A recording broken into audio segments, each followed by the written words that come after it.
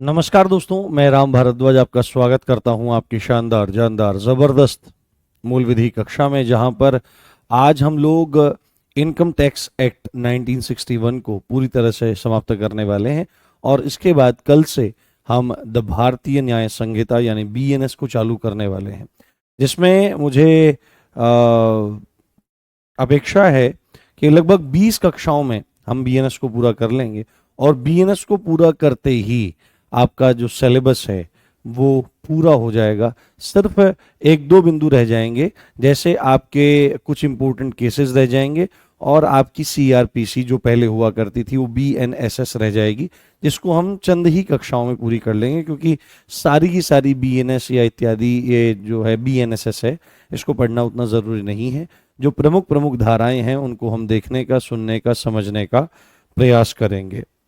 तो जल्दी से आप लोग आ जाइए, आपका स्वागत है, आपका वंदन है, आपका अभिनंदन है।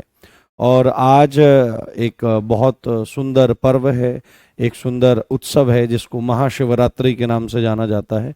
तो आप सभी को महाशिवरात्रि की बहुत बहुत शुभकामनाएं और आप सभी को नमस्कार। जी शिव प्रताप, मुझे पूरी उम्मीद है आप ये मैनिफेस्टेशन जो कर रहे हैं जरूर सफल होगा और इसके अनुरूप आप बहुत अच्छे से तैयारी भी कर रहे होंगे। जी आइए, स्वागत है, वंदन है, अभिनंदन है। जी अच्छा, किसी का बर्थडे है, ठीक है, नाम तो मैं नहीं देख पाया, बट आपको बहुत बहुत शुभकामनाएं। हैप्पी बर्थडे टू यू दोस्त, आपको बहुत बहुत शुभकामनाएं। आपका अगला जन्मदिन वर्दी के साथ आए, ये भगवान के चरणों में प्रार्थना है। जी चलिए, बहुत बहुत हमने कल आज इस एक्ट को पूरा करेंगे। और मेरा स्वास्थ्य कुछ अनुकूल नहीं है, क्योंकि पता नहीं क्या हो गया है, जब से लास्ट वीक मैंने मैराथन्स लिए हैं और एक वीक में 3 मैराथन लिए हैं। उसकी वजह से एक तो ये जो एरिया है, ये वाला यहाँ से यहाँ तक, इसमें बड़ा भारी पेन है, मुझे लगता है दिखाना पड़ेगा, क्योंकि लगातार बोलने से आंतरिक जो अंग होते हैं वो भी क्षतिग्रस्त होते हैं, उन पर भी प्रभाव पड़ता है। तो मेरे को ऐसा लग रहा है कोई जख्म तो नहीं हो गया है, क्योंकि मैं बोलता हूँ, बहुत ज़्यादा जोर से बोलता हूँ और कंटिन्यू वही एनर्जी बनी रहती है, आपने देखा होगा। और गले में भी बहुत ज़्यादा प्रॉब्लम है, सेंसेशंस इधर हैं, तो दिखाना पड़ेगा। संभवतः किसी तरह का इन्फेक्शन हो सकता है या किसी तरह की स्वेलिंग हो सकती है। तो आज हम इसको पूरा करेंगे। और अगर आपको मैं थोड़ा सा आज डल दिखाई दूं तो उसको बहुत ज़्यादा मतलब वो मत लीजिएगा, क्योंकि स्वास्थ्य कुछ ऐसा ही हो रहा है आज।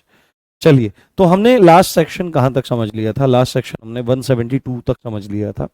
और 172 में ऐसे बिजनेस के बारे में कुछ प्रावधान दिए गए हैं जो अब बंद होने वाला है या बंद कर दिया गया है, डिसकंटिन्यूड बिजनेस से रिलेटेड उसमें प्रावधान थे।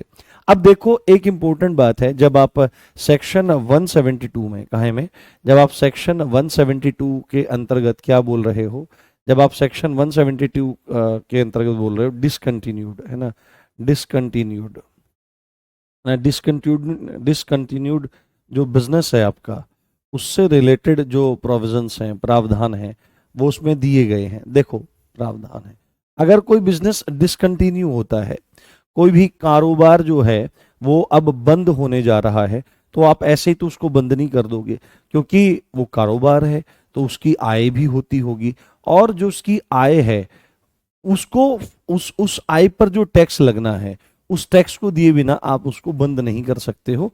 ऐसे ऐसे कुछ कुछ प्रावधान आपके 172 में है।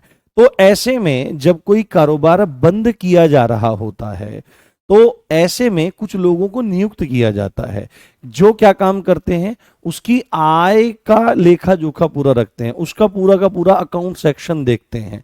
तो यहां पर ये सेक्शन 178 है, ये आपके लिए काफी इंपॉर्टेंट है।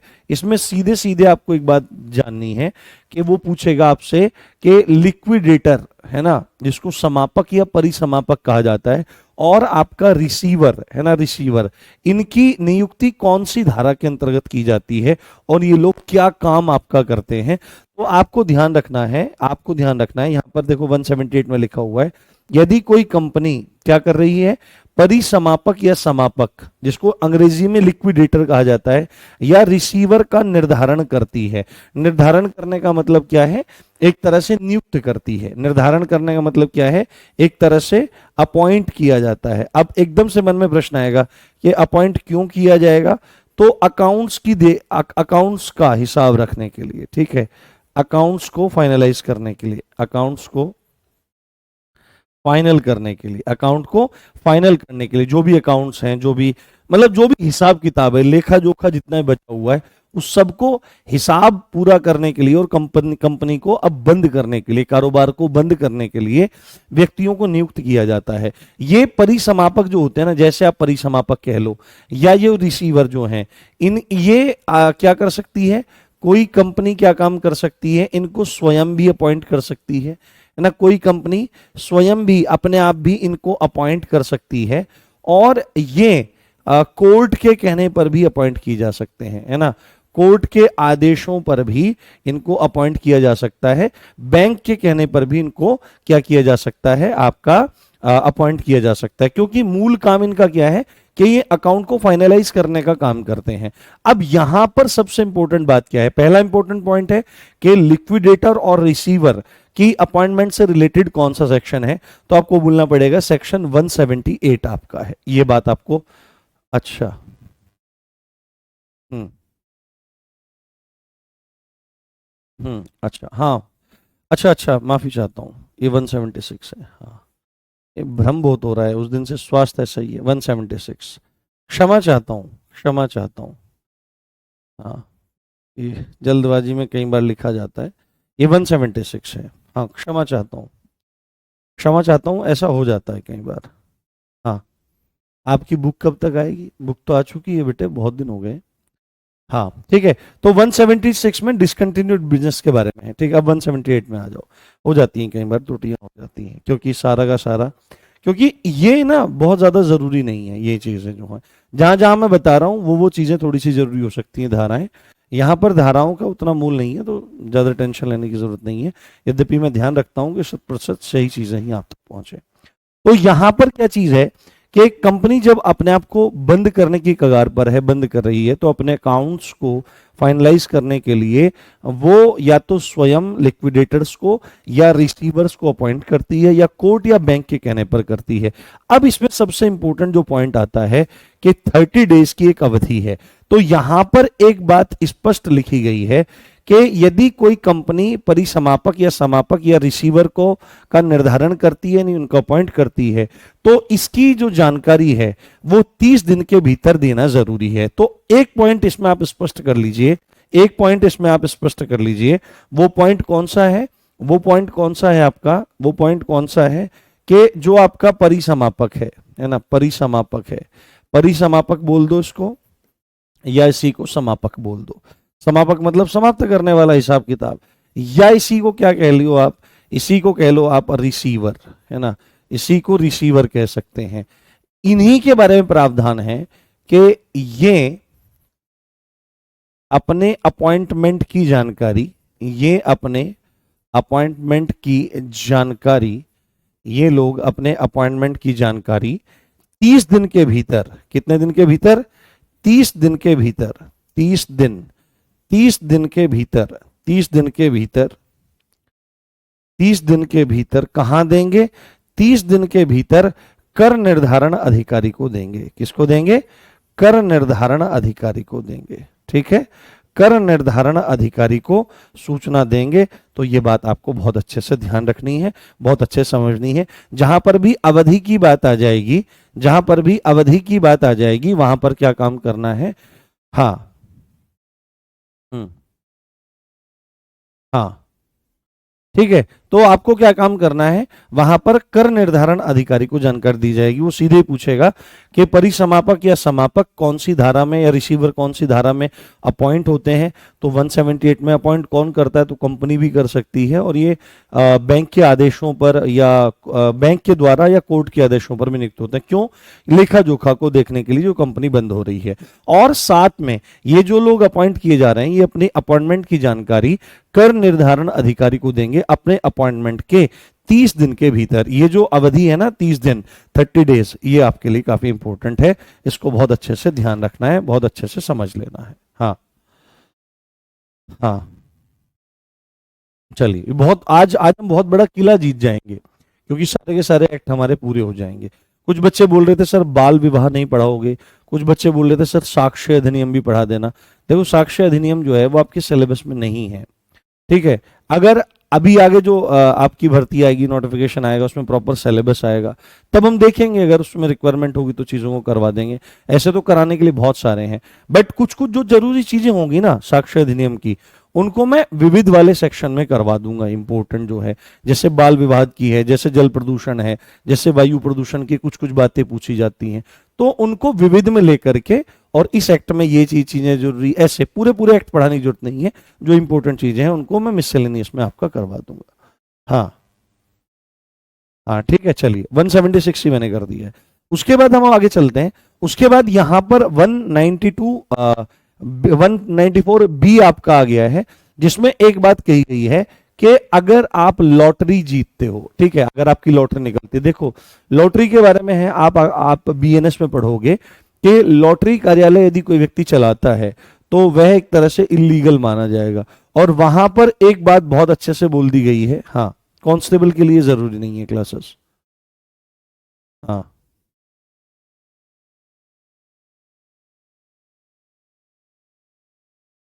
हाँ, ठीक है, तो इसको थोड़ा सा ध्यान रखिएगा।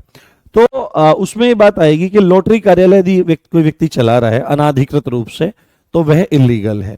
अब बहुत सारे राज्यों में तो ये बैन ही है, बट लॉटरी जो है वो एक तरह से राज्य का ही विषय है, कि अगर राज्य चलाना चाहे अपने यहाँ पर लॉटरी तो वो चला सकता है। और साउथ इंडियन जो आपके स्टेट हैं वहां पर लॉटरी देखने के लिए बहुत ज्यादा मिलती है, और कई बार लॉटरी के कार्यालय या तो राज्य सरकार के ही होते हैं, या राज्य सरकार द्वारा मान्यता प्राप्त होते हैं, प्राधिकृत होते हैं, ऑथराइज्ड होते हैं। तो वहां पर ये बीएनएस में चीज हमारी आएगी। तो यहां पर क्या काम करना है, किसी लॉटरी आदि खुल जाती है, किसी की लॉटरी आदि खुल जाती है, खुल जाने का मतलब है लॉटरी आदि का जीत जाना। कोई व्यक्ति लॉटरी आदि जीत जाता है तो उस पर भी इनकम टैक्स देना जरूरी है। सीधे ही पूछा जाएगा क्या लॉटरी निकलने पर या लॉटरी जीतने पर इनकम टैक्स देना जरूरी है, तो आपको बोलना पड़ेगा हाँ, ये सेक्शन 194 बी के अंतर्गत आता है। और एक शर्त इसमें बहुत अच्छे दे दी गई है कि ये इनकम टैक्स आपको तभी देना पड़ेगा जब 10,000 रुपए से ज्यादा की लॉटरी आपने जीती है। अगर आपने 9,999, है ना, हाँ हाँ हाँ, है ना, इसको थोड़ा सा ध्यान रखिए। तो क्या है, अगर आपने 9,999 रुपए, है ना, या 10,000 रुपए की भी आपने लॉटरी जीती है, तब आपको कुछ पैसा नहीं देना पड़ेगा, इनकम टैक्स वगैरह नहीं देना पड़ेगा। बट अगर 10,000 से ज्यादा की आपने क्या जीती है, लॉटरी जीती है, तो उस पर आपको इनकम टैक्स देना पड़ेगा, ऐसा 194 बी बोलता है। तो इसमें प्रश्न अलग तरह से बन सकता है, क्या 5,000 रुपए देने पर, लॉटरी जीतने पर आपको टैक्स देना पड़ेगा, क्या 7,000 पर, क्या 12,000 पर, क्या 10,000 पर।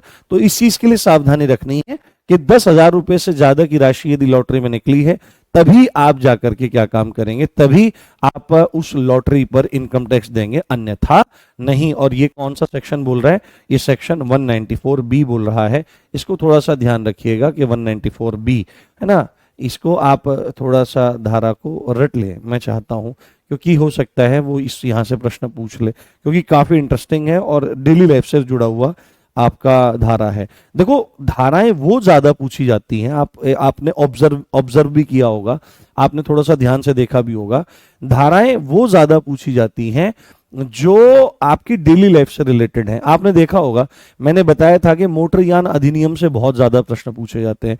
कारण क्या है, क्योंकि डेली लाइफ से डायरेक्ट अटैच्ड है, बिल्कुल सीधी अटैच्ड है, बिल्कुल। तो इसको थोड़ा सा ध्यान रखना है। तो जो डेली लाइफ से रिलेटेड धाराएं हैं उन पर ज्यादा विशेष फोकस रखना है। उसके बाद हमारा क्या आ जाता है, एक इंपॉर्टेंट पॉइंट आप लिख लीजिए, धारा 237 से लेकर 245 तक क्या बात की जा रही है। धारा नंबर 237 से 45 तक आईटीआर से संबंधित बात की जा रही है। और अगर आपको आईटीआर का फुल फॉर्म नहीं पता है, तो I stands for income, T stands for tax, और R stands for refund, income tax refund, ITR. आपने देखा होगा कि लोगों की तनख्वाहों में से ही क्या कटते रहते हैं, इनकम टैक्स कटते रहते हैं। यदि उनकी तनख्वाह इनकम टैक्स के दायरों में आती है, ठीक है, वो टैक्स कटते रहते हैं। सपोज करो क्या हो जाता है कि टोटल इनकम पर जितना टैक्स बनना था और उससे ज्यादा हमारा टैक्स कट जाता है, तो ऐसी स्थिति में एक आईटीआर दायर करनी होती है, इनकम टैक्स रिफंड दायर करना होता है, जिसके तहत कर निर्धारण अधिकारी आपको जितनी कर राशि है उससे अधिक जो पैसा जमा हो गया है उसको वापस करता है। और आईटीआर जब लगाई जाती है तभी जाकर के आप अपनी छूट इत्यादि भी दिखा करके मैक्सिमम 1.5 लाख रुपए तक की बचत भी कर सकते हो। तो तभी ये सब चीजें आपकी रहती हैं। बाकी इनकम टैक्स भरने की तिथि अलग है और इन आईटीआर के बारे में सारे के सारे प्रावधान धारा नंबर 237 से 245 तक है। जो फालतू टैक्स चला गया है ना, वो वापस लेने की जो प्रक्रिया है वही आईटीआर आपकी कहलाती है। इसमें धारा नंबर जो 237 है, इसको थोड़ा सा आपको ध्यान रखना है। क्या कि इसमें क्या बात बोली गई है, आपको ध्यान रखना है कि इनकम टैक्स आईटीआर से रिलेटेड है, इनकम टैक्स रिफंड से रिलेटेड है। यदि किसी व्यक्ति द्वारा एडवांस टैक्स जमा कर दिया गया है, आपने देखा होगा हमने एक टर्म पढ़ा था अग्रिम कर, क्या पढ़ा था, अग्रिम कर, है ना, टैक्स को पहले से जमा कर देना, ये बात थी, अग्रिम कर हम लोगों ने पढ़ा था। हाँ, मैं थोड़ा सा ये चाहता हूं कि आप बहुत गंभीरता से पढ़ा करें, है ना। लगातार कमेंट चलते रहते हैं और मैं समझ नहीं पाता कि आप लोग पढ़ते भी हो कि नहीं।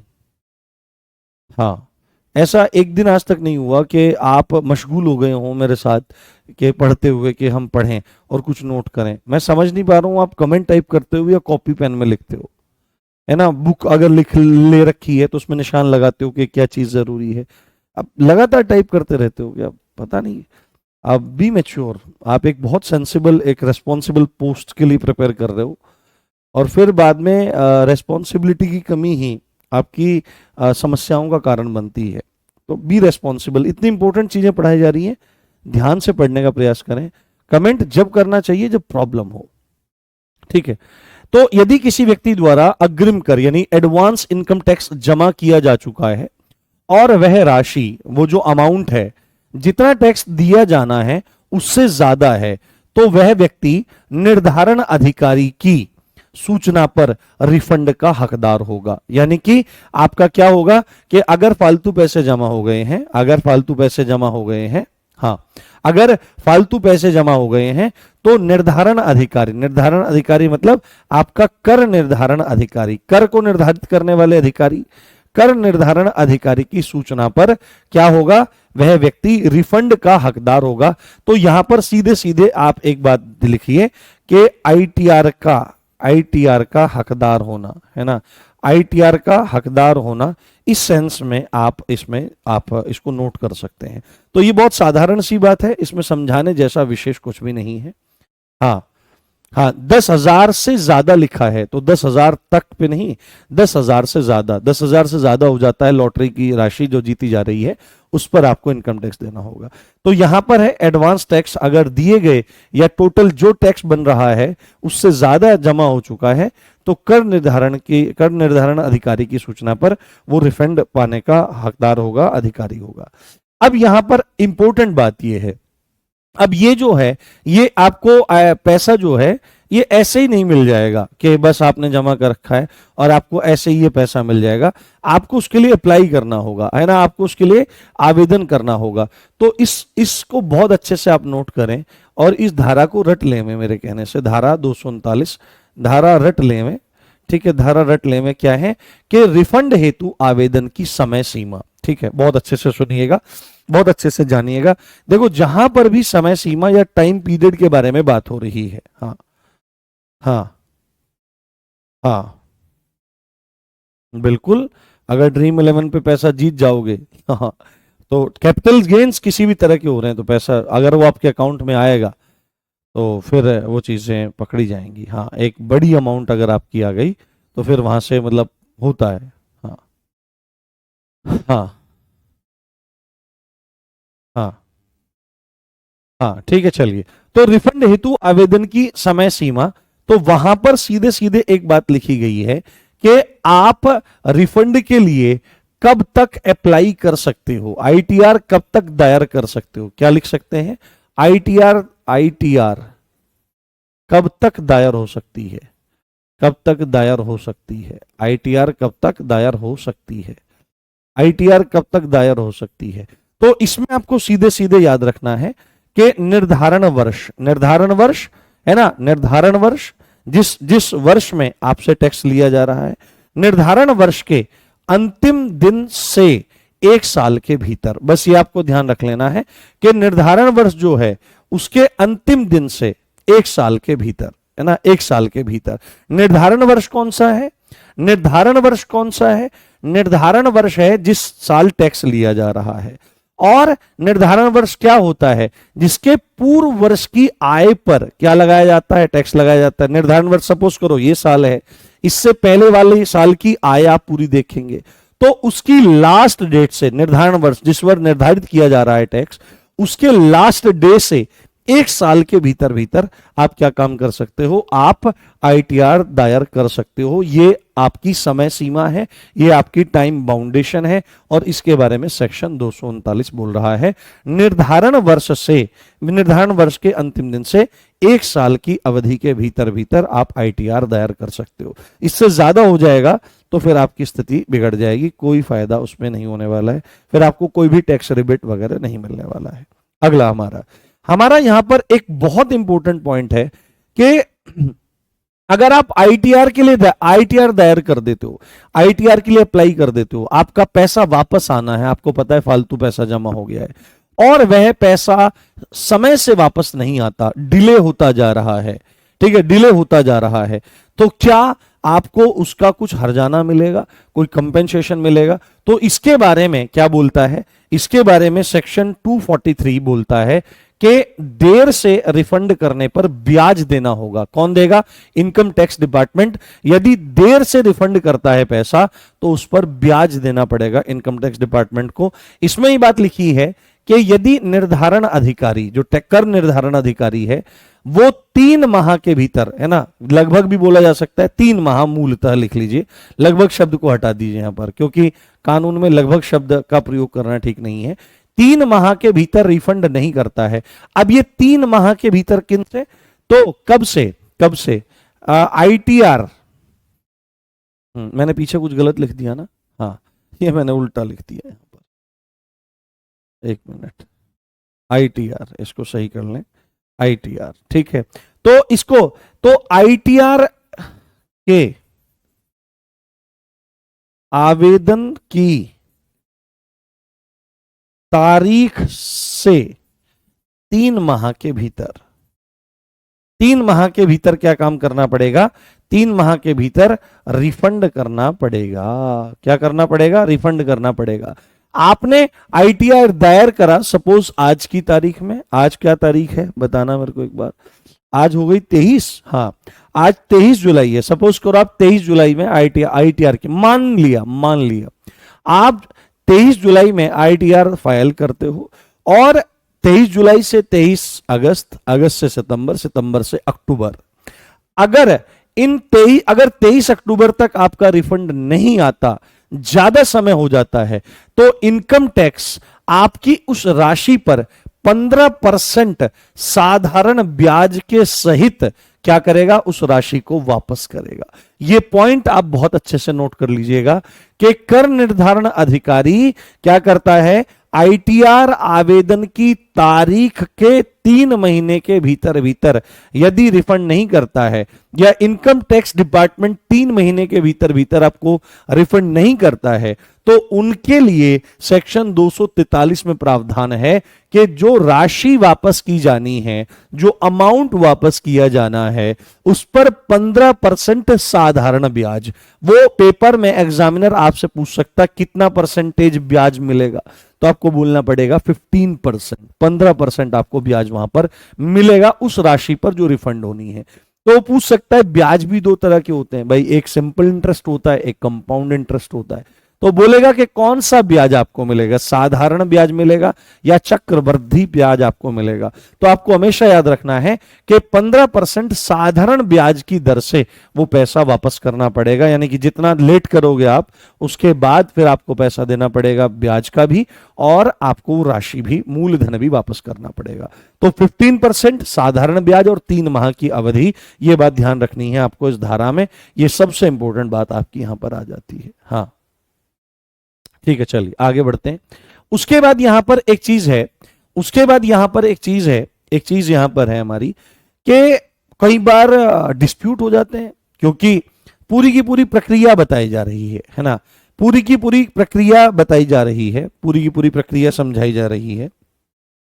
क्या बताया जा रहा है उसमें कि आप पहले टर्म समझाए कि क्या क्या टर्म है, कौन कौन सी आय आयकर से बाहर होगी, फिर ये समझाया कौन कौन सी आय उसके अंदर ली जाएगी, ठीक है, इस तरह की तमाम बातें उसमें, फिर पूरा प्रोसेस समझाया, कौन कौन कर निर्धारण अधिकारी होंगे, सारी चीजें इन्होंने बताई। उसके बाद आईटीआर की बात करी, पर फिर आईटीआर पे ये बोल दिया कि इतना इतना ब्याज मिलेगा अगर लेट करते हैं। बट पैसे का मामला जहां पर रहता है, हमेशा लड़ाई किसकी होती है, जर जोरू और जमीन की लड़ाई हमेशा रहती है। जर मतलब पैसा, जोरू मतलब औरत और जमीन मतलब लैंड। इन 3 लड़ाइयों के अलावा और कोई लड़ाई इस समाज में, इस पूरी पृथ्वी पे ना कभी हुई ना कभी होगी। आप हमेशा, हाँ आप हमेशा, हाँ आप हमेशा, हाँ ठीक है, आप हमेशा इस चीज को देखिएगा, जहां कहीं भी लड़ाई हो रही होगी ये 3 ही आधार होंगे हमेशा। भारत में या विश्व में जहां पर कहीं भी अपराध होता है, लड़ाई होता है, झगड़ा होता है, उनके प्रमुख कारण क्या होते हैं, यही चीजें होते हैं, जर, जोरू और जमीन। जोरू का मतलब स्त्री है, स्त्री का मतलब यहां पर पुरुष और स्त्री दोनों से है, ठीक है। कानून में जहां पर व्यक्ति लिखा जाता है वहां पर व्यक्ति का मतलब पुरुष और स्त्री दोनों से होता है। तो आप कोई भी अपराध उठाकर देखो, इन इन तीनों की परिधि से बाहर नहीं जाएगा। दीवानी और फौजदारी जितने मुकदमे होते हैं ये, और इन्हीं के लिए एक सभ्य जो दर्शन है वो यही बात करता है कि पर धन और पर स्त्री, इनसे अगर आप बच जाएंगे तो सभी प्रकार के दोषों से आप बच जाएंगे, आपको कोई प्रॉब्लम लाइफ में नहीं आएगी। हाँ हाँ ठीक है, इसको ध्यान रखिएगा। हाँ 15%। आईटीआर फाइल कैसे की जाती है इसको आईटीआर का वकील बताएगा। हाँ इसको आईटीआर का वकील बताने का काम करेगा, ठीक है। उसके बाद यहां पर चलते हैं सेक्शन 245 बी। अब मैं बोल रहा था कि अगर आईटीआर का ऐसा मतलब मैटर हो, पैसे का मैटर हो और झगड़ा ना हो और मिसकंसेप्शन ना खड़े हो जाएं, तो ऐसा पॉसिबल नहीं है। ऐसा हो सकता है कि झगड़े हो जाएं, फसाद हो जाएं, प्रॉब्लम हो जाएं, तो ऐसे में क्या है कि केंद्र सरकार क्या काम करती है, एक आयकर समझौता आयोग को गठित करती है, ठीक है। एक इनकम टैक्स सेटलमेंट कमीशन क्या किया जाता है, गठन किया जाता है। तो आपसे सीधे इस धारा को रट लेना प्लीज मेरे दोस्तों, क्योंकि यहां पर आयोग का गठन हो रहा है, तो ये काफी इंपॉर्टेंट है और इस धारा को याद कर लेना है। क्या कर लेना है, धारा को याद कर लेना है, धारा को आपको याद कर लेना है। और पूछेगा इनकम टैक्स सेटलमेंट कमीशन का गठन कौन से धारा में होता है, तो 245 बी में होता है। और इसको गठित कौन करता है, गठित कर रही है केंद्र सरकार, ठीक है। और केंद्र सरकार केवल गठित करके ही नहीं छोड़ती है, इसका एक अध्यक्ष नियुक्त करती है, एक उपाध्यक्ष नियुक्त करती है और 2 अदर मेंबर्स को गठित किया जाता है। और यह नियुक्ति भी किसके द्वारा, यह नियुक्ति भी सरकार के द्वारा, आयोग का गठन भी सरकार के द्वारा और उसके अध्यक्ष, उसके उपाध्यक्ष और 2 अन्य सदस्यों की नियुक्ति की जाती है किसमें, आपके इनकम टैक्स सेटलमेंट कमीशन में। 245 बी ये है, किस लिए है, नाम ही पता लग रहा है, सेटलमेंट मतलब समझौता। अगर इनकम टैक्स संबंधी कोई भी विवाद हो जाए तो इस आयोग में जाकर के वो सुलझाया जा सकता है, या पूरी की पूरी प्रक्रिया आपकी रहती है। हाँ हम्म हाँ हाँ मुझे पता है, गोरखपुर की खबर मुझे पता है। हाँ लड़कियों का जो ट्रेनिंग सेंटर है वहां पे 2 दिन से पानी नहीं मिला है, और लड़कियां जहां पर नहाने जा रही हैं, जो फीमेल ट्रेनी है, वहां पर बाथरूम में कैमरे लगे हुए हैं। क्या बोले इस पे, ये मैंने अभी थोड़ी देर पहले वो वीडियो मेरे सामने आई। क्या ही बोलूं मैं इस पे, मुझे लगता नहीं इस पे क्या बोलूं मैं। तो ऐसा ही है।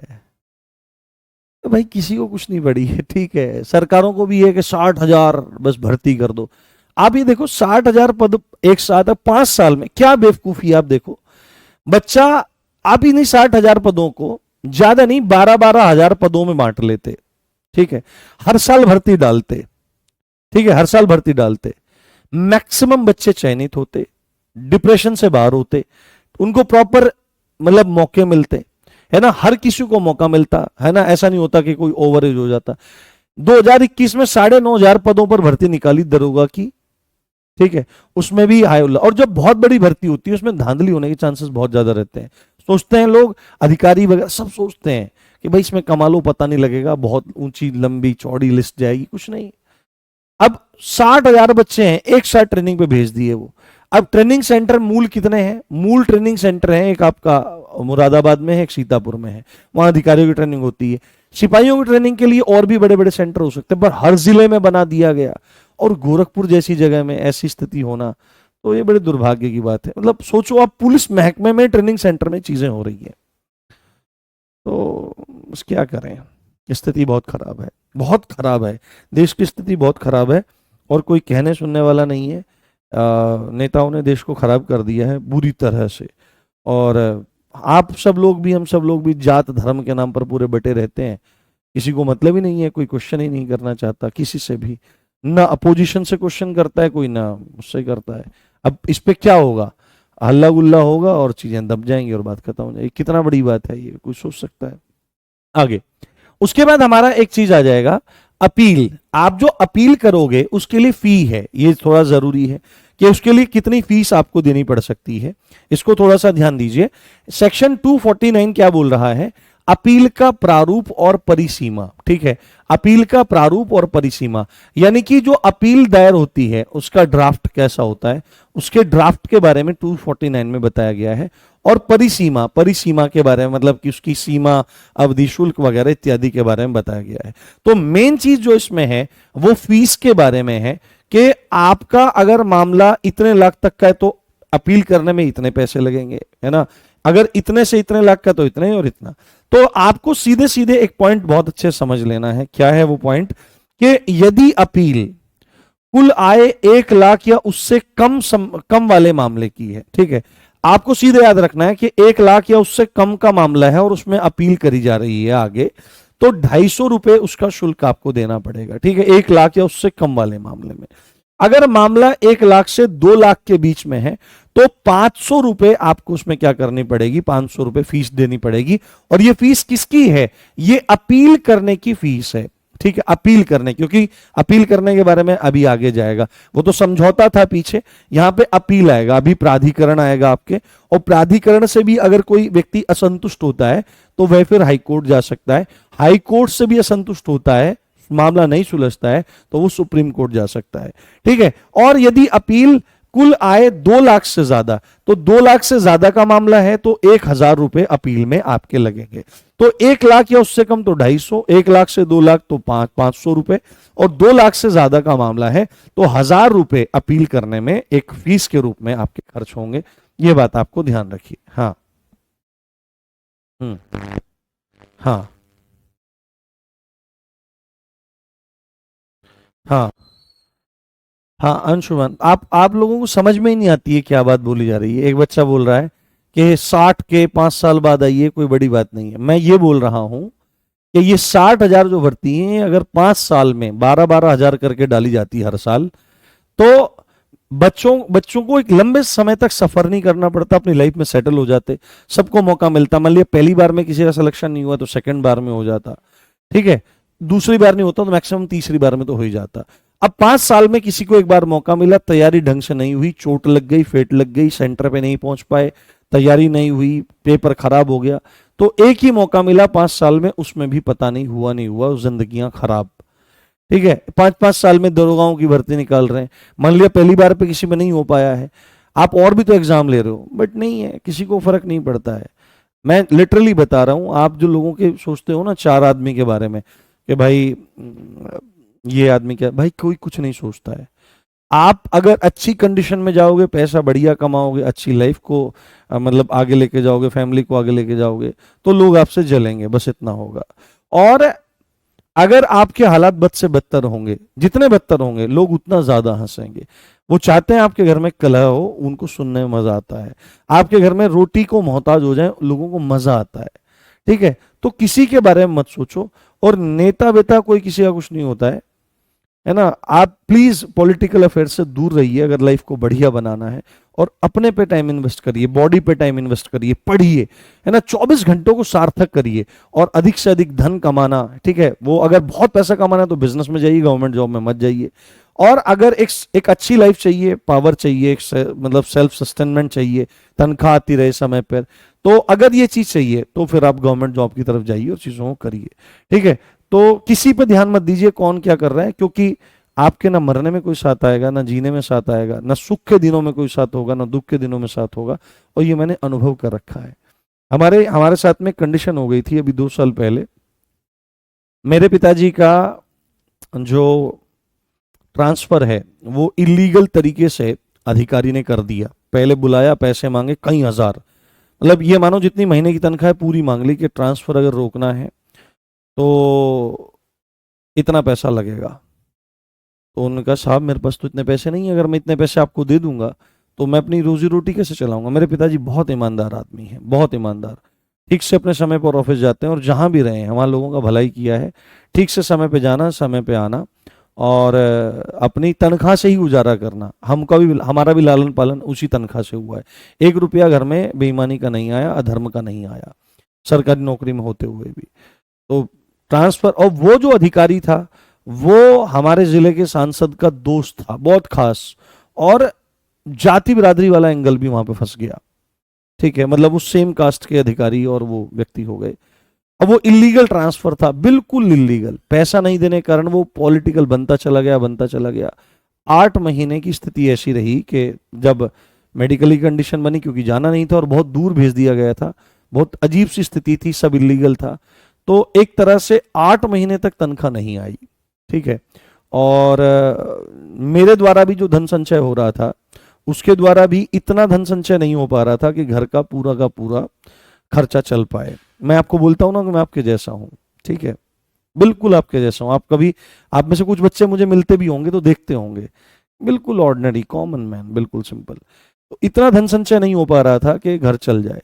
उन 8 महीने में एक सिंगल रिलेटिव या एक सिंगल सोसाइटी का आदमी या एक सिंगल कोई जान पहचान वाला ये पूछने नहीं आया कि तुम्हारे घर में ये पिताजी जो है ये 8-9 महीने ऐसी स्थिति में है, तुम्हारे घर में अन्न की जरूरत है, रोटी कैसे खा रहे हो, क्या स्थिति तुम्हारी है। 3 साल पहले की स्थिति ये है। मैं जितना धन संचय कर पा रहा था उससे नहीं व्यवस्था होती थी उस समय। मतलब मैंने ये चीजें देखी कि कोई भी आपके दुख में तो खड़ा नहीं होगा, सुख में जल पड़े ही जाएंगे। तो हमने निर्णय किया उस दिन से कि नहीं, सबका भला जरूर करेंगे, अपने से जो बनेगा, बट अपना उत्थान करना है। और अपना उत्थान करना है तो कैसे, अपने मतलब अपने आप को सुधार करके, अपने में समय को इन्वेस्ट करके ही आदमी अपने आप का सुधार कर सकता है। तो लगे रहो, कोई साथ नहीं देगा। और जो तुम फालतू की बातें करते हो ना, मैच्योर हो, 21 साल प्लस के होंगे। ये जो इमेच्योरिटी आप कमेंट सेक्शन में कई बार दिखा देते हो, ये अपेक्षित नहीं रहती, मुझे लगता नहीं है कि ऐसा होना चाहिए। ठीक है, अब देखो कोई पूछ रहा है सैयारा मूवी के बारे में, यहाँ पे चल रहा है इनकम टैक्स, सैयारा मूवी पे कमेंट चाहिए। मैंने देखी नहीं है, मुझे पता ही नहीं है।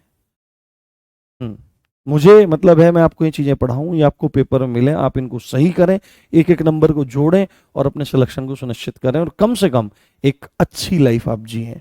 ये मेरा धर्म है। आप मुझे नहीं याद रखने वाले हैं, मुझे पक्का पता है।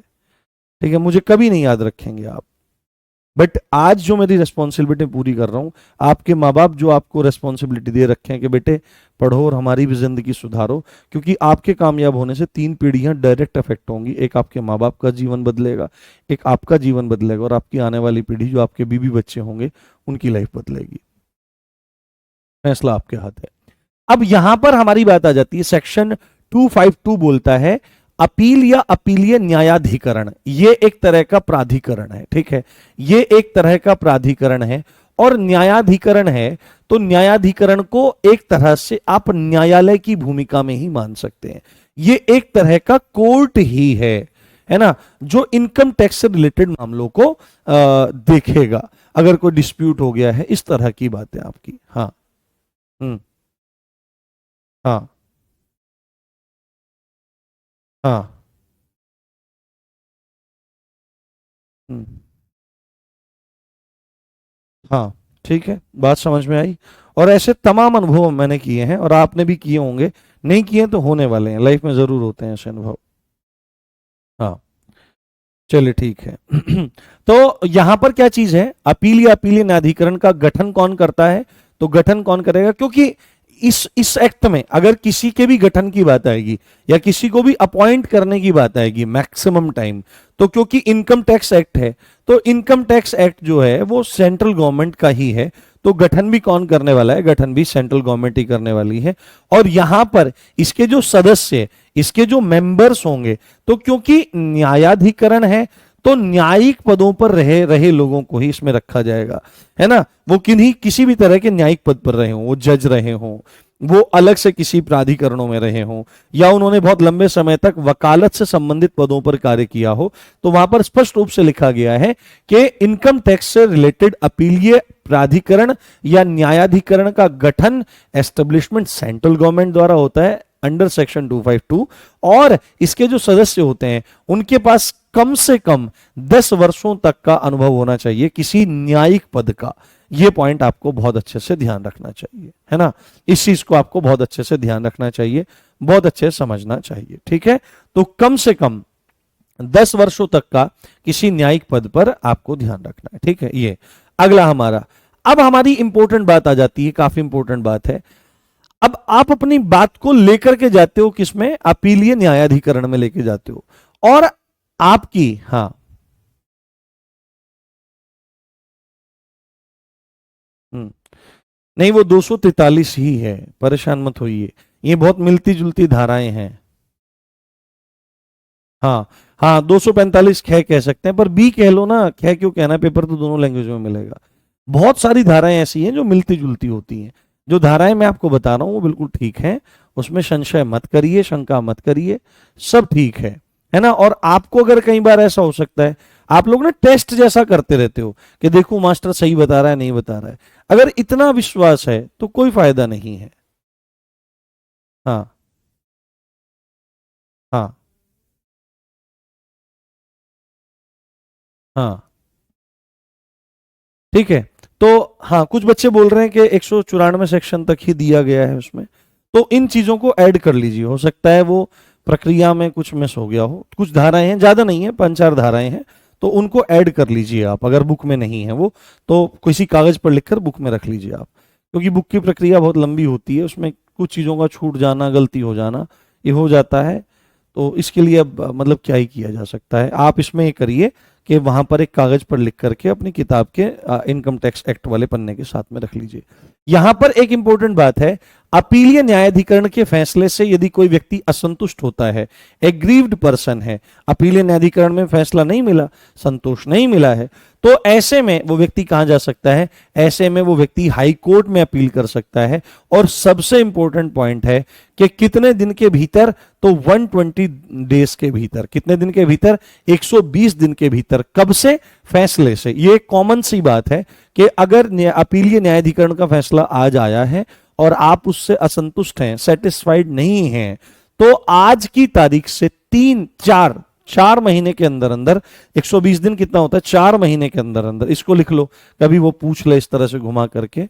4 माह, कितना है? 4 माह। यद्यपि ऑफिशियल जो टर्मिनोलॉजी है एक्ट में जो लिखी है वो 120 डेज लिखा है। कितना लिखा है? 120 डेज लिखा है। 120 दिन के भीतर भीतर आप हाई कोर्ट में जाकर के अपील कर सकते हैं, ये सेक्शन 260 ये बोल रहा है। मैं थोड़ा सा रुक के चलूंगा, अगर ऐसी बात है ये बुक में नहीं है, वैसे मुझे याद है ऐसा होना नहीं चाहिए, बुक में मिल जाएगा। हाँ। हाँ। हम्म। शराब पहले ड्रिंक करते थे? अरे पागल हो क्या भाई, मैंने चाय नहीं पी 14 साल से, पहले ड्रिंक करते थे। मैं वो नहीं हूं पहले मैं ड्रिंक करता था ये खाता ना। भाई मेरी लाइफ पहले से ही ऐसी है, जैसी मेरी लाइफ आज आप देख रहे हो ये ऐसी पहले से है। मैं जो बढ़ाने की कोशिश कर रहा हूँ वो बढ़ाने की कोशिश कर रहा हूँ अपने ज्ञान को आज भी, और मैं मरते दम तक बढ़ाना चाहता हूँ। और मेरा बस एक ही टारगेट है कि मैं खुद कुछ अच्छी अच्छी चीजें सीखूं, अपने व्यवहार में उनको लाऊं, और फिर मैं मतलब सिखाऊं, आप लोगों को सिखाऊं, बच्चों को सिखाऊं, जिसको भी मैं सिखा सकता हूं मैं पढ़ूं और पढ़ाऊं। बस मेरा यही एक मोटिव है, और इसी के द्वारा फिर मैं अपना जीवन यापन जीविकोपार्जन भी करता रहूं, जिससे वो हो जाए। हाँ हाँ, मैंने बुक का बोल दिया है इसलिए मैं यहाँ पर समय दे रहा हूँ आपको, ठीक है। तो इन पॉइंट्स को, जो चंद धाराएं हैं, एक दो तीन धाराएं और होंगी, तो अगर उससे आगे की धाराएं हैं तो उनको नोट करके आप लिख लीजिए, ठीक है। और हाँ, मैं एक काम कर दूंगा, आज मैं एक काम कर दूंगा, परेशान ना हो। इससे आगे की जो धाराएं हैं ना, ये तो आपको मिल ही जाएगा। मैं बोल दूंगा अभी, मैं बोल दूंगा अभी, आपको नोट्स तो मिलेंगे ही ना प्रॉपर। मैं फिर भी बोल दूंगा कि ये जो धाराएं हैं इनका जो पन्ना है वो अलग से आपके लिए डलवा दूं मैं ना पीडीएफ के तौर पर। अगर आपको ऐसा है तो उसको निकलवा लेना, या इसको निकलवा लेना, इसको निकलवा लेना आप, इन इतनी स्लाइड्स को, या हाथ से लिख करके आप इसको नोट कर लो। ठीक है, चलिए अगली धारा पे चलते हैं। अब यहां पर सीधी बात है, सेक्शन 261 में है, अगर आप हाई कोर्ट से भी क्या हो जाते हैं, हाई कोर्ट से भी आप असंतुष्ट हैं, है ना, आप सेटिस्फाई नहीं हैं, तो आप सुप्रीम कोर्ट में जा सकते हैं। और सुप्रीम कोर्ट में अपील की बात कहां पर हो रही है, सुप्रीम कोर्ट में अपील की बात हो रही है 261 में। कहां पर? 261 में। हाँ। हम्म, हाँ शायरी सुना देंगे, कोई बात नहीं। हाँ, हम 194 बी तक है, उसको नोट कर लो आगे, कोई दिक्कत वाली बात नहीं है। ठीक है, चलो, बस ये दो देखो। 194 के बाद कितनी धाराएं हैं हमारी आई हैं जो? हाँ, काफी है यार इसके बाद से। चलो कोई बात नहीं, मैं देखता हूँ उसको। ठीक है, कोई बात नहीं, ये तो आपको मिल ही जाएगी ना फाइल। मैं इसी फाइल के कुछ पन्ने जो है ना अलग से, इनको टाइप करवा के और वो भी आपको प्रोवाइड करा दूंगा, ठीक है। परेशान मत होइए आप, परेशान मत होइए, उसको निकल के और अपनी उसमें किताब में रख लेना, मैं टाइप करवा के दिलवा दूंगा आपको। ठीक है, ये जितनी जो अलग धारा है ना, एक पेपर पे टाइप करवा के अलग से निकलवा कर आप तक पहुंचा दूंगा। आप उसको डाउनलोड कर लेना, ग्रुप में डलवा दूंगा, टेलीग्राम ग्रुप में डलवा दूंगा अगर पॉसिबल होगा, नहीं तो यहाँ पे पीडीएफ में डलवा दूंगा। और पीडीएफ में जब डालेंगे आप उसको वहां से एक्सपोर्ट करके डाउनलोड करके और अपने फोन से निकाल लेना, वहां पे रख लेना, ठीक है। चलो, तो 261 सुप्रीम कोर्ट में अपील है, हाई कोर्ट में अगर आप असंतुष्ट हो जाते हैं देन आप हाई कोर्ट जा सकते हैं। उसके बाद एक अपराध के बारे में है कि सेक्शन 278 के आप अगर गलत दस्तावेज जमा करते हैं या गलत जानकारी देते हैं तो आपको दंड दिया जा सकता है। और दंड में क्या होगा, दंड में जेल हो सकती है जो मिनिमम 6 माह तक की हो सकती है और मैक्सिमम 7 साल तक की हो सकती है। साथ में आपको जुर्माना भी भरना पड़ सकता है। तो इनकम टैक्स के मामले में आप फर्जी दस्तावेज या गलत जानकारियों को, हाँ, गलत जानकारियों को आप क्या ना करें, आप गलत जानकारियों को ना देवें। अगर आप ऐसा काम करते हैं तो 6 माह से 7 साल तक की जेल हो सकती है और आपको फाइन भी देना पड़ सकता है, जुर्माना भी देना, प्लस प्लस में है, या में नहीं है, प्लस में है। और अंतिम सेक्शन जो इसके बारे में मैं आपको बता रहा हूं, सेक्शन 280A, ये स्पेशल कोर्ट्स के गठन की बात करता है। किसकी? स्पेशल कोर्ट्स के गठन की बात करता है, ठीक है, स्पेशल कोर्ट्स के एस्टेब्लिशमेंट की बात करता है। इतना भी अगर आप इनकम टैक्स में याद रख लेंगे तो हमारा काम हो जाएगा, कोई दिक्कत वाली बात नहीं। हाँ हाँ।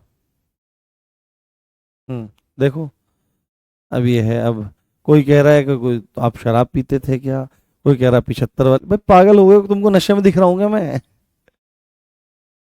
मतलब अपने शिक्षकों से ऐसी बात पूछने में मतलब शर्म नहीं आती है? ये होता है कि आप कितना सम्मान हमारा करते हो। किस किस शिक्षक से आपने पूछी है आज तक चीज? कोई बच्चा पूछ रहा है कि आपकी कोई गर्लफ्रेंड है सर? कमाल है। हम्म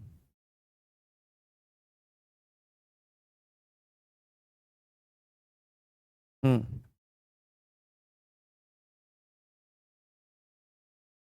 ठीक है, कल से बीएनएस शुरू करें, बताइए। हाँ हम्म। बताइए।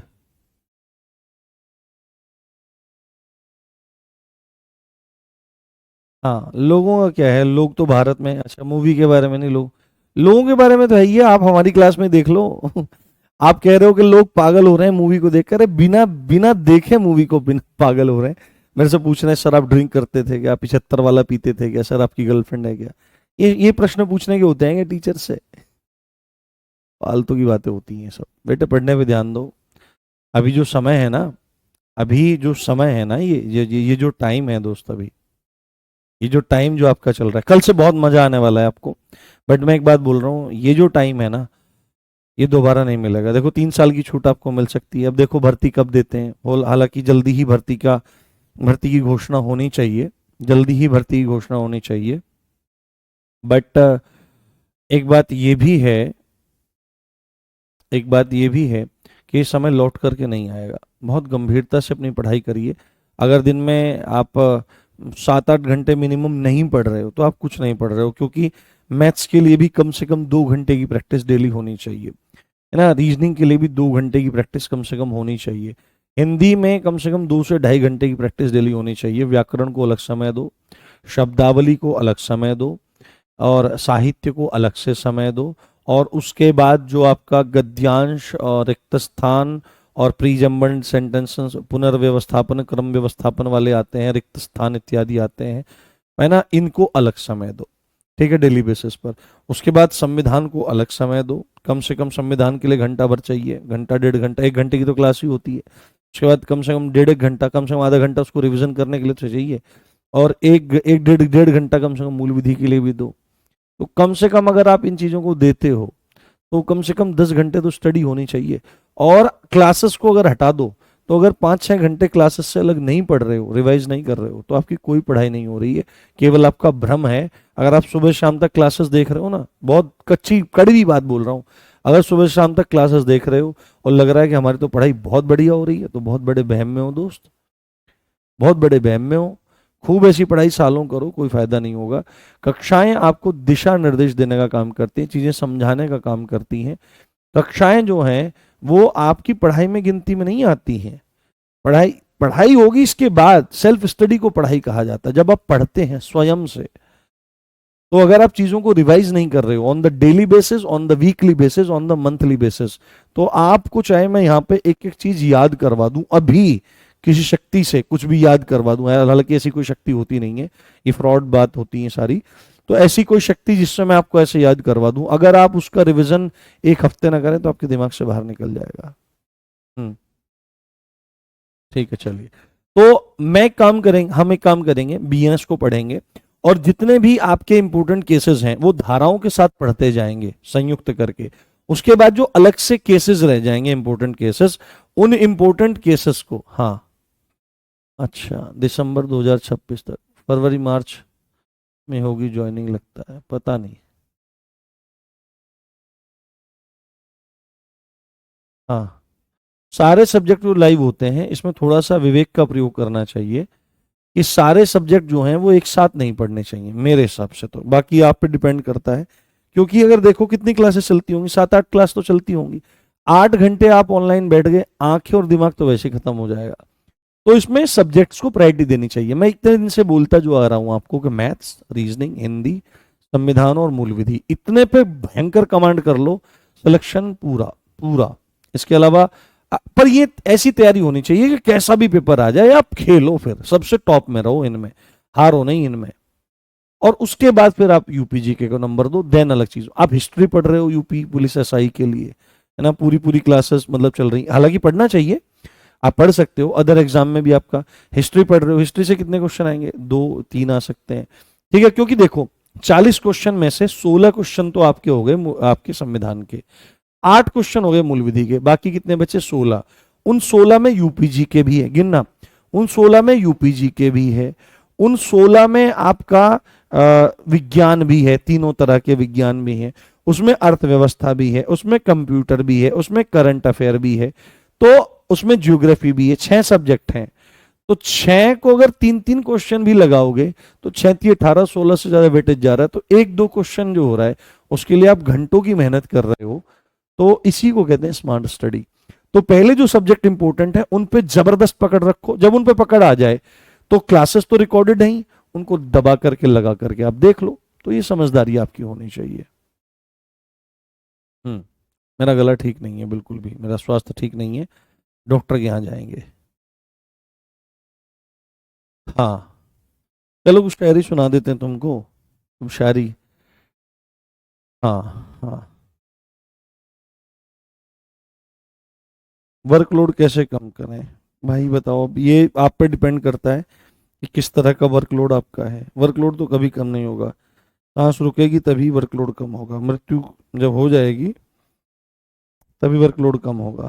लाइफ में सुकून के पल कभी नहीं मिलते हैं, बस निकालने पड़ते हैं दोस्तों। हम्म। चलिए सुनाता हूँ आपको कुछ।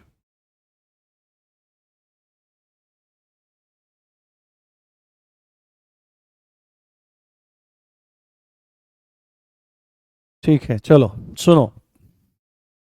सुनो। हाँ, सिलेबस देखो, सिलेबस तो बहुत ज्यादा है, ये तभी तो दरोगा बना रहे हैं तुमको, जब तक तोड़ेंगे नहीं छोड़ेंगे नहीं। ठीक है, मेरी बात ध्यान से सुनिएगा। किसी ने क्या खूब कहा है, क्या कहा है? एक प्रेमी है जो अपनी प्रेमिका से बहुत प्रेम करता है और उसके रूप में आसक्त है, पर आसक्त होने का मतलब ये नहीं कि बस थिएटर में चले जाओ और सैयारा देख लो और वहीं उठा करके पड़े हैं बेचैन। ये सब युवाओं को नष्ट करने की साजिशें हैं।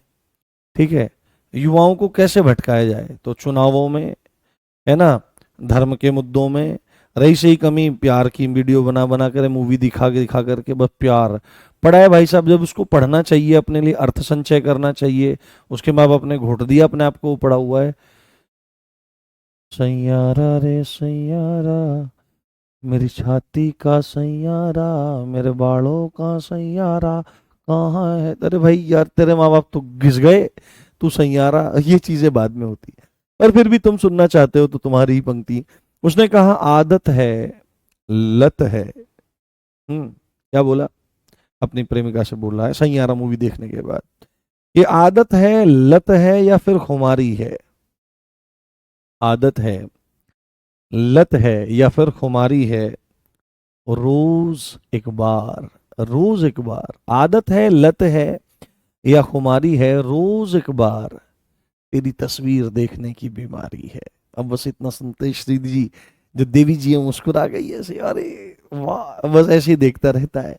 तो आदत है, लत है, या खुमारी है? रोज एक बार तेरी तस्वीर देखने की बीमारी है। भाई बीमारी कैसे जाएगी? जब जिंदगी के फट्टे पड़ेंगे। चलिए ठीक है, कल से हम लोग बीएनएस को शुरू करते हैं और आशा करता हूँ। हाँ। हम्म। हाँ सुनाएंगे, गला ठीक हो जाएगा तब सुनाएंगे दोस्तों। मजा आया क्लास में? देखो क्लास छोड़ के चले गए बच्चे तो बहुत सारे। नहीं, पॉलिटी देखो, पॉलिटी देखो, दिग्विजय सर बहुत बढ़िया पढ़ाते हैं, बहुत बढ़िया पढ़ाते हैं। ठीक है, अगर ऐसा हो सकता है कि किसी की ट्यूनिंग उनके साथ नहीं बैठ सकती तो अजीत सर भी पढ़ाते हैं, उनसे पढ़ लो। अजीत सर के साथ ट्यूनिंग अगर नहीं बैठ रही तो आप नवीन सर से पढ़ लो। ठीक है, तीन टीचर आपके आरडब्ल्यू में हैं जो पॉलिटी को पढ़ा रहे हैं। और बड़ी बात बोलता हूँ, कहीं और ट्यूनिंग बनती है तो कहीं और पढ़ लो। हाँ, बोरिंग बोरिंग बोरिंग। हाँ होता है ऐसा, आपके लिए बोरिंग हो सकता है। मोटिवेशन तो अपने माँ बाप की आंखें होती हैं। चलिए ठीक है। हाँ, चलिए चलते हैं और मिलते हैं फिर कल की क्लास में, बीएनएस की क्लास में। बहुत जानदार शानदार क्लास होगी। इस अच्छी बात के साथ आप देख रहे थे मुझे, मेरा नाम है राम भारद्वाज। जय हिंद, जय Bharat, love you all guys, bye.